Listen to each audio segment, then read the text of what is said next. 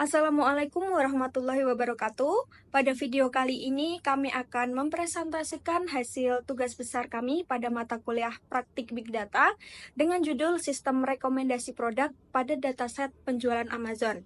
Sebelumnya, izinkan kami memperkenalkan diri.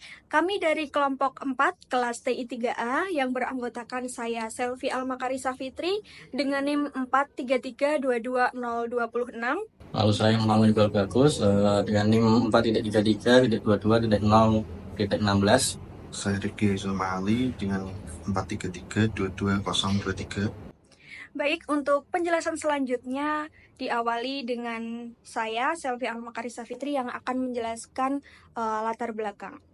Yang pertama, latar belakang dari dibuatnya tugas besar ini adalah e-commerce seperti Amazon ini memiliki ribuan produk dan ulasan dari pelanggan tentunya, dan banyaknya pilihan sering membuat pengguna kesulitan memilih produk yang sesuai dengan keinginan mereka. Nah, oleh karena itu dibutuhkan sistem rekomendasi yang bisa membantu pengguna untuk menemukan produk terbaik berdasarkan data rating, ulasan, maupun dengan harga. Nah, untuk mengolah data dalam jumlah besar secara cepat, digunakan Apache Spark dengan bantuan visualisasi data. Hasil analisis bisa disajikan dengan lebih jelas dan mudah dipahami. Untuk permasalahannya, yang pertama, jumlah produk dan ulasan di platform seperti Amazon ini sangat banyak, sehingga pengguna kesulitan menemukan produk yang paling sesuai dengan kebutuhan mereka.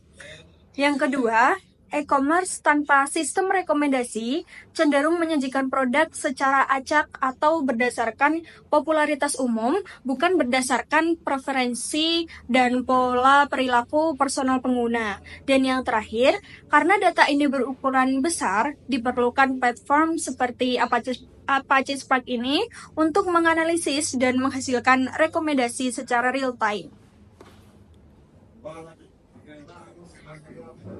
Kemudian untuk pertanyaan bisnis yang pertama, bagaimana sistem dapat menyarankan produk secara personal, bukan hanya produk populer secara acak. Kemudian, apa saja produk yang cocok direkomendasikan kepada pengguna baru berdasarkan tren pembelian dan ulasan dari pengguna yang lain.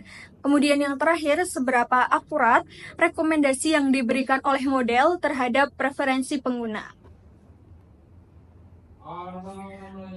Lanjut, untuk dataset yang kami gunakan ini kami unduh dari laman Kaggle dengan judul Amazon Products Rating and Reviews. Nah, dataset ini berisi 1.465 data produk Amazon beserta dengan rating dan ulasan pelanggan berdasarkan informasi yang tertera di situs resmi Amazon. Berikut adalah fitur dataset yang kami gunakan. Dataset kami memiliki 16 fitur, diantaranya yang pertama produk ID. Ini adalah ID unik dari produk. Kemudian yang kedua produk name, berisi nama dari produk tersebut. Kemudian yang ketiga kategori, ini adalah kategori produk seperti contohnya kitchen, home, elektronik, dan yang lain sebagainya. Kemudian selanjutnya discount price, ini adalah harga produk setelah dikenakan diskon. Kemudian actual price, ini adalah harga asli produk sebelum dikenakan diskon. Kemudian diskon persentase, ini adalah presentasi diskon untuk produk, contohnya 15%, 30%, 45%, dan sebagainya. Kemudian yang selanjutnya adalah rating, ini adalah rating dari produk tersebut. Kemudian rating count ini jumlah pelanggan yang memberikan rating untuk produk. Kemudian about produk, ini adalah deskripsi yang diberikan pelanggan untuk produk tersebut. Kemudian user ID, ini adalah ID unik milik pelanggan.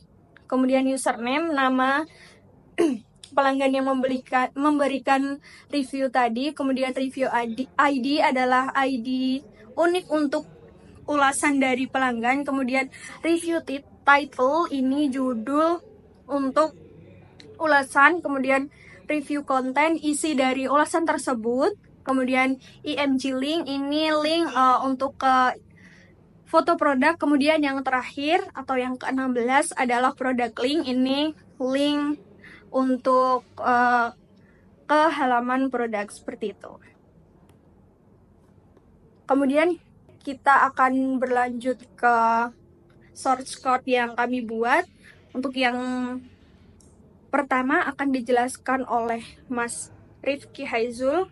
Baik, izin melanjutkan. Di sini saya akan menjelaskan file notebook dari tugas kami. Yang pertama, kita harus mengimpor library dulu, seperti PySpark, Spark Session, Data Frame, MLIB untuk Machine Learning dan Feature Engineering, lalu library Python standar seperti Pandas dan NumPy untuk manipulasi data. Kita juga menggunakan Matplotlib dan Plotly untuk visualisasi data, serta PySpark SQL Function untuk berbagai operasi pada data frame. Lalu warnings, filter warnings digunakan untuk menjaga output konsol tetap bersih dari peringatan yang tidak krusial. Kemudian instalasi NLTK untuk processing text seperti tokenization yang akan kita gunakan nanti. Lalu kemudian menginisialisasi Spark Session. Di sini kita membuat atau mendapatkan Spark Session yang sudah ada. Ini adalah titik masuk utama untuk berinteraksi dengan PySpark. Kita memberinya nama Amazon Recommender System dan mengatur beberapa konfigurasi penting untuk optimasi performa, seperti mengaktifkan adaptive query execution dan menggunakan Creo Serializer untuk efisiensi serialization. Level lodging juga diatur ke warn untuk mengurangi noise di output. Nah, ini ya output yang dihasilkan, ada versi Spark dan core yang tersedia, ini ada 16. Kemudian membaca data CSV. Kita menggunakan Spark Read Option untuk membaca file dataset Amazon CSV. Opsi seperti header memastikan baris pertama diinterpretasikan sebagai nama kolom. Inverse schema memungkinkan Spark mendeteksi tipe data secara otomatis, dan multiline penting untuk menangani nilai sel yang mungkin terbentang di beberapa baris. Kita juga menambahkan representation untuk mendistribusikan data ke 16 partisi yang dapat membantu performa pada cluster Spark Block Try Except yang digunakan untuk penanganan error yang robust. Untuk outputnya sendiri, di sini ada data yang berhasil dimuat, yaitu 1465 baris. Kemudian informasi dasar dataset. Bagian ini mencetak informasi dasar tentang data frame, termasuk total jumlah baris dan kolom, kemudian menampilkan daftar semua kolom yang tersedia dan skema data frame yang menunjukkan nama kolom dan tipe datanya. Terakhir, menampilkan 3 baris pertama data memberikan pratinjau cepat. Nah, ini output yang dihasilkan. Ada informasi dasar dataset, termasuk jumlah baris, jumlah kolom, lalu kolom yang tersedia, lalu skema dataset, lalu sampel data, itu yang diambil 3 baris pertama. Nah, kemudian untuk data cleaning, kita mendefinisikan fungsi Python custom check missing value. Fungsi ini menerima data frame Spark dan daftar kolom opsional menggunakan fungsi Spark SQL seperti isNaN dan isNull bersama when dan count untuk menghitung jumlah missing value di setiap kolom yang ditentukan, lalu menampilkannya. Kemudian kita cek missing value untuk setiap kolom. Nah, ini menunjukkan beberapa banyak nilai null yang ada di setiap kolom dataset. Di sini kolom yang memiliki missing value yaitu rating count. Kita ganti null value di rating count dengan nilai rata-rata. Lalu hitung rata-rata rating count, kemudian ganti nilai null dengan rata-rata. Kemudian selanjutnya kita cek lagi missing value-nya. Dan jika output missing value rating count 0, berarti berhasil. Nah, ini outputnya 0 semua, berarti berhasil. Kemudian analisis duplikat dan hapus duplikat. Selain missing value, duplikasi data juga perlu ditangani. Nah, di sini analisis duplikat untuk mendeteksi laporan duplikasi baris menggunakan window partition dan if count untuk menghitung kemunculan setiap kombinasi kolom kunci. Lalu hapus duplikat untuk menghapus baris-baris duplikat, lalu menggunakan order by duplikat untuk memastikan bahwa jika ada duplikat berdasarkan produk ID dengan nilai rating tertinggi. Kemudian mengaplikasikan analisis duplikat untuk melihat kondisi duplikasi sebelum pembersihan, lalu hapus duplikat untuk membersihkan data frame. Nah, ini output yang ditampilkan analisis duplikat berdasarkan produk ID. Ada total baris, baris unik, baris duplikat, lalu ada contoh data duplikat. Ini yang ditampilkan 3. Kemudian pembersihan data. Data harga dan diskon kita masih dalam format teks dengan simbol dan koma. Kita bersihkan dan ubah menjadi angka agar bisa dihitung. Di bagian ini kita melakukan pembersihan teks yang lebih robust pada kolom diskon price, actual price, lalu diskon percentage. Kita menggunakan fungsi FAQ press place untuk menghapus simbol mata uang, koma, dan tanda persen. Dari nilai-nilai ini, setelah itu kita mengubah casting kolom-kolom ini bersama dengan kolom rating menjadi tipe data double. Menggunakan cache double ini penting agar kita bisa melakukan perhitungan matematis dan analisis statis pada harga dan rating. Kita juga menambahkan error handling untuk mencoba metode alternatif jika ada pembersihan yang gagal.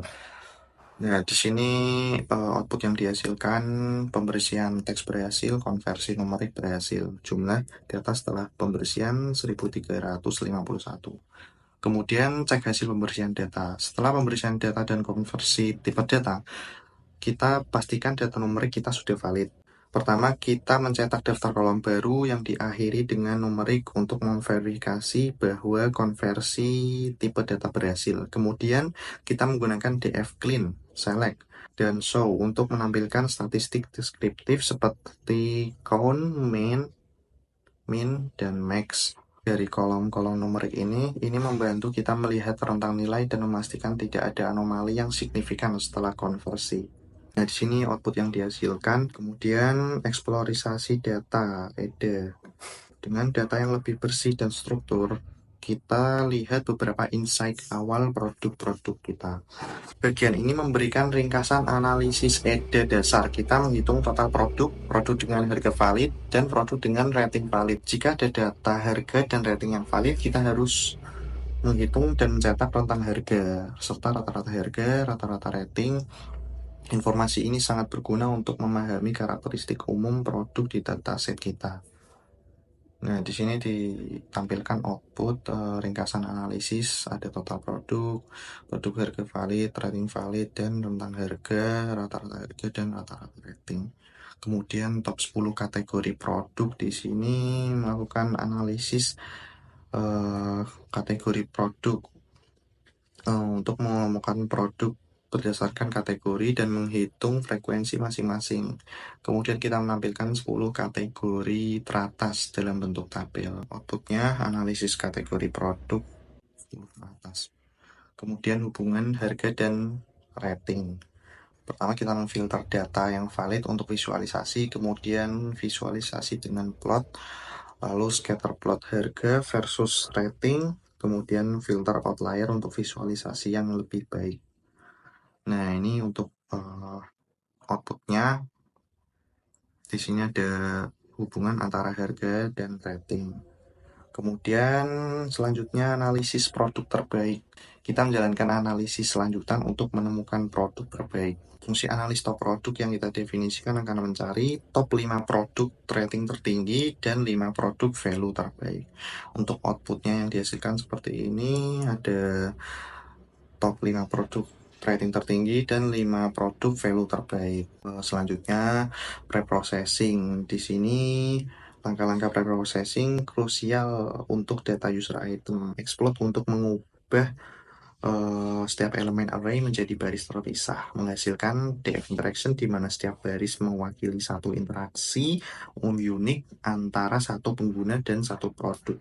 Kita juga memfilter user ID yang kosong dan catching data frame untuk performa lebih cepat. Untuk outputnya seperti ini. Interaksi individual ada 10.598 baris, lalu ada beberapa kolom, hanya 3 kolom yang ditampilkan. Kemudian hapus duplikat pada data interaksi. menggunakan fungsi hapus duplikat yang sudah kita buat. Kali ini kita menghapus duplikat berdasarkan kombinasi user ID clean, produk ID seperti sebelumnya. Jika ada duplikasi interaksi, baris dengan rating tertinggi akan dipertahankan, memastikan kualitas data interaksi, data frame, interaction diperbarui dengan hasil yang bersih. Nah, ini untuk output yang dihasilkan, tidak ditemukan data duplikat. Selanjutnya akan dilanjutkan oleh Alma. Baik, di sini saya akan melanjutkan pada bagian transformasi data. Di sini kami menggunakan string indexer untuk merubah tadi user ID dan product ID yang semula adalah string menjadi integer. Kemudian kami akan memasukkan keduanya ke dalam data frame final. Dan kami akan menampilkan data frame tersebut, data frame final. Nah, di sini sudah tertera user ID dan product ID yang sudah berubah menjadi integer tadi. Kemudian kami mengecek missing value. Di sini tertera ada 8 dari kolom rating yang bernilai 0. Kemudian dari ke-8 rating tersebut kami mengisi menggunakan rata-rata. Jadi kami ambil rata-rata dari kolom rating tersebut dan kami memasukkan ke dalam kolom-kolom yang bernilai 0 tadi. Kemudian setelah itu kami mengecek missing value lagi dan sudah tidak ada. Di sini sudah tidak ada lagi missing value. Kemudian lanjut kami akan menampilkan top 10 produk paling banyak dibeli atau dinilai. Jadi kami di sini memvisualisasikan 10 produk tersebut. Kemudian di sini sudah bisa dilihat visualisasi dari 10 produk terpopuler tersebut. Nah, kemudian di sini kami akan menampilkan juga distribution rating. Jadi kami membuat visualisasi juga untuk hal ini. Nah, ini dia hasilnya, visualisasinya. Sekian untuk transformasi data. Untuk modeling dan selanjutnya akan dijelaskan oleh Saudara Iqbal. Lalu izin melanjutkan, yang selanjutnya adalah modeling. Setelah data ditransformasi dan di cleaning tadi, kita split datanya menjadi training dan tes data. Di sini kita split training menjadi 0,85 dan tes datanya 0,15. Kita store di sheet 42. Di sini saya sudah mencoba berbagai training dan tes data seperti 0,7 dan 0,3, dan yang paling bagus itu ini. Setelah itu training datanya kita cache dan tes datanya juga kita cache agar performanya nanti ketika digunakan lagi akan lebih cepat. Lalu di sini kita menghitung training dan tes datanya, kita count, lalu kita tampilkan 5 contoh dari training dan tes data. Di sini training datanya ada 9.000 baris, tes datanya 1.500, dan di sini kita tampilkan training datanya ada 5 dan tes datanya di sini kita tampilkan 5 juga. Selanjutnya kita modeling menggunakan ALS. Kenapa ALS? Merupakan semacam metric factorization yang digunakan untuk menganalisa hubungan antara user item. Jadi contohnya misal jika user 1 itu membeli handphone dan user 2 juga sama membeli handphone, nanti yang dibeli user 1 akan direkomendasikan kepada user 2 dan sebaliknya. Di sini kita definisikan dulu max iteration-nya. Di sini maksimalnya 20. Tapi kita bagi jadi 1, 3, 5, 7, 10, 15, 20 untuk menangkap errornya. Lalu di sini kita iterasi, di sini kita panggil metode ALS-nya. Max iteration itu apa? Max iteration itu spesifik maksimum dari iterasi yang bisa digunakan model untuk menganalisa datanya. Jadi semakin banyak juga semakin lama, tapi modelnya menganalisanya juga semakin baik. Lalu selanjutnya reg paramnya itu 0,1. Di sini reg param itu semacam penalti, angka penalti untuk menghindari overfitting. Jadi semakin tinggi reg paramnya, jadi data yang lolos juga semakin sedikit. Nah, di sini kita sesuaikan jadi 0,1. Lalu di sini ada rank. Di sini kita menggunakan 100, yaitu spesifik angka yang digunakan untuk menganalisa semacam fitur tersembunyi atau dimensi yang ada dalam data. Lalu selanjutnya di sini ada user column, item column, dan rating column. Di sini disesuaikan saja dengan data frame-nya. Lalu cold start strateginya kita drop, artinya user yang tidak mempunyai interaksi sama item sama sekali itu tidak akan digunakan. Lalu selanjutnya non negatif true, artinya nanti prediksinya hanya berkisar 0 sampai 1, tidak ada negatif sama sekali. Kita store di sheet 42. Lalu selanjutnya kita tadi feed training datanya menggunakan ALS tadi. Lalu kita store buat RMSE-nya, kita di sini menggunakan regression evaluator buat mengambil RMSE. Kolomnya itu rating dan nanti akan prediksi kolomnya prediction. Lalu selanjutnya kita store per iterasi. Jadi di sini nanti akan ditampilkan iterasi 1 trainingnya RMSE-nya berapa, tesnya RMSE-nya berapa. Nah, di sini itu di grafiknya kita tahu kalau tes RMSE itu semakin lama semakin menurun, dan buat trainnya itu semakin lama semakin meningkat.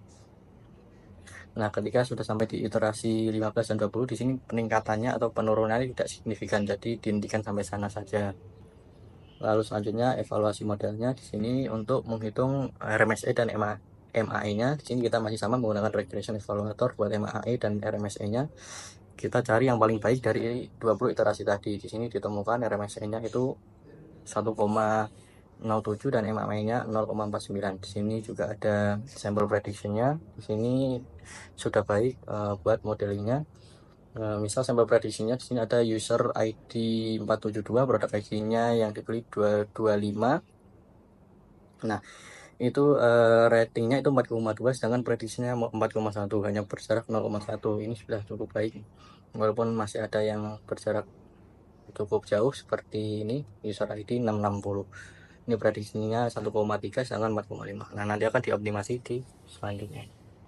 Lalu selanjutnya modeling kedua, kalau tadi adalah collaborative filtering dengan ALS, sekarang kita content based similarity.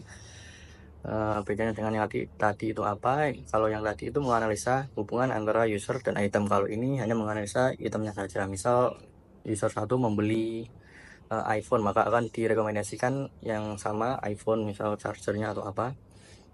Caranya bagaimana? Yang pertama di sini kita ekstrak dulu data frame finalnya, kita hanya ambil produk ID, produk name, kategori, dan upload produknya, dan kita testing, kita pastikan berbeda. Dan selanjutnya di sini kita tampilkan 5 data frame-nya. Lalu selanjutnya kita kombinasi fitur. Yang pertama kita lowercase semuanya katanya, lalu kita repeat product name-nya ini buat weight atau berat product name-nya, maka akan ditampilkan 3 kali, lalu kategorinya 2 kali, dan upload produknya sekali. Lalu di sini juga kita menggunakan regex buat replace-nya, jadi tidak akan menggunakan karakter-karakter yang terlalu unik atau aneh, jadi hanya mengambil alfabet, angka, dan lain-lain saja. Nah, di sini ditampilkan combine filternya yang sudah di kombinasi tadi. Lalu selanjutnya adalah tokenisasi. Kita menggunakan regex tokenizer. Di sini input kolomnya adalah tadi combine filter tadi, dan outputnya nanti word. Di sini patternnya kita akan split yang setidaknya ada space 1 atau lebih dari 1. Misal space-nya menggunakan tab, nah itu akan bisa juga. Min token length-nya 2, jadi hanya minimal 2 huruf yang akan dipakai. Jadi misal kayak TV, sentimeter gitu, kalau misalnya 1 akan dihiraukan. Selanjutnya kita akan stemerisasi menggunakan further stemmer. Di sini untuk apa? Stemerisasi di sini untuk mengambil kata dasarnya saja, misal menghilangkan kata ing kalau dalam Inggris. Lalu selanjutnya di sini kita menggunakan stop word remover buat stop word. Di sini input kolomnya itu stemmer word tadi yang sudah di stemerisasi, dan outputnya nanti filter word. Nah, di sini untuk apa? Di sini untuk menghilangkan kata imbuhan atau kata gabung seperti dan, atau kalau di Indonesia, atau or, and, dan di Inggris itu akan dihiraukan. Lalu selanjutnya kita akan menghitung TF IDF vektorisasi. Jadi yang pertama kita hashing TF-nya menggunakan hashing TF, input kolomnya tadi filter word, dan outputnya nanti raw feature. Ini kita menggunakan 6 fitur 10.000, digunakan untuk range-nya antara 0 sampai 10.000. Jadi ini semakin banyak juga nanti akan semakin lama, dan fiturnya juga akan lebih terdefinisi. Tapi di sini kita menggunakan 10.000 saja. Lalu setelah itu kita cache. Lalu di sini kita tampilkan raw feature-nya. Lalu setelah di hashing TF kita hitung IDF-nya. Di sini kita menggunakan IDF juga, input kolomnya raw feature dan outputnya nanti TF IDF feature. Min drop frekuensinya 3, jadi minimal katanya itu ada tampil di 3 dokumen yang berbeda. Lalu kita case di sini contohnya. Nah setelah itu kita normalisasi. Setelah itu kita normalisasi untuk agar panjang perhitungannya itu tidak terlalu jauh, jadi hanya banyak vektornya dari 0 sampai 1 saja. Nah di sini adalah modelingnya, kita menggunakan Gaussian similarity. Di sini kita hitung sesuai rumus yang ada, sesuai rumus Gaussian similarity-nya. Lalu akan kita ambil similarity-nya dan kita tambahkan di similarity data frame tersebut. Lalu setelah itu kita cache similarity data frame tadi. Lalu selanjutnya kita membuat fungsi untuk get rekomendasi.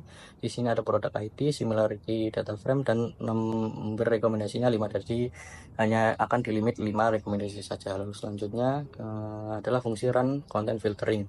Di sini adalah fungsi utama, kita akan masukkan nanti ada parameternya data frame final, similarity df tadi yang sudah di cache, dan limitnya misal akan mencari 2. Nah kita tinggal tambahkan. Nah di sini kita jalankan implementasinya. Di sini kita coba ambil 2 contoh 2. Di sini ada laundry square swipe basket bag foldable. Di sini ada rekomendasinya ada 5 karena tadi 6 rekomendasikan 5, similarity-nya 0,7 dan seterusnya. Lalu di sini juga ada Nokia 105.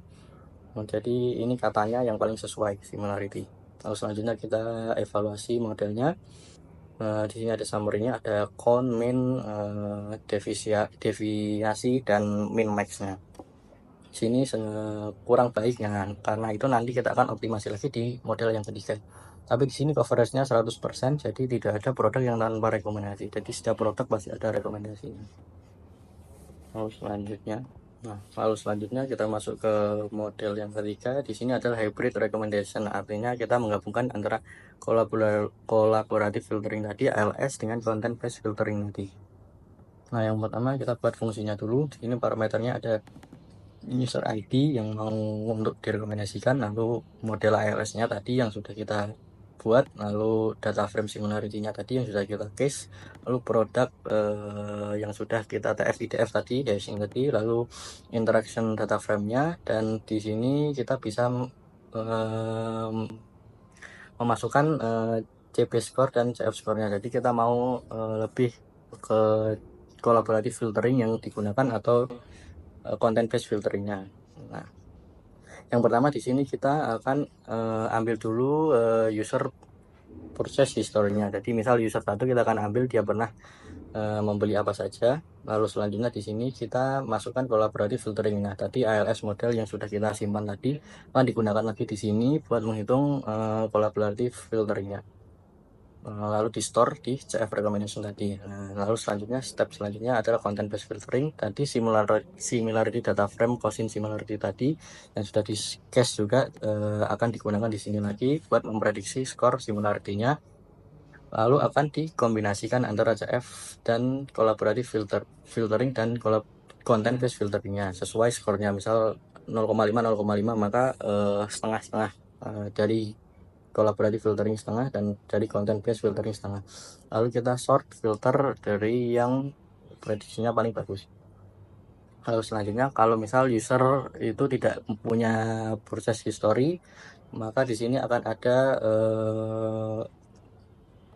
semacam final recommendation atau fallback ke popular item. Jadi akan direkomendasikan item yang populer. Lalu selanjutnya di sini buat outputnya, buat menampilkan rekomendasinya. Nah di sini contoh misal kita akan ngetes user ID 1 hybrid rekomendasinya, kita masukkan modelnya ALS modelnya, similarity data frame-nya tadi.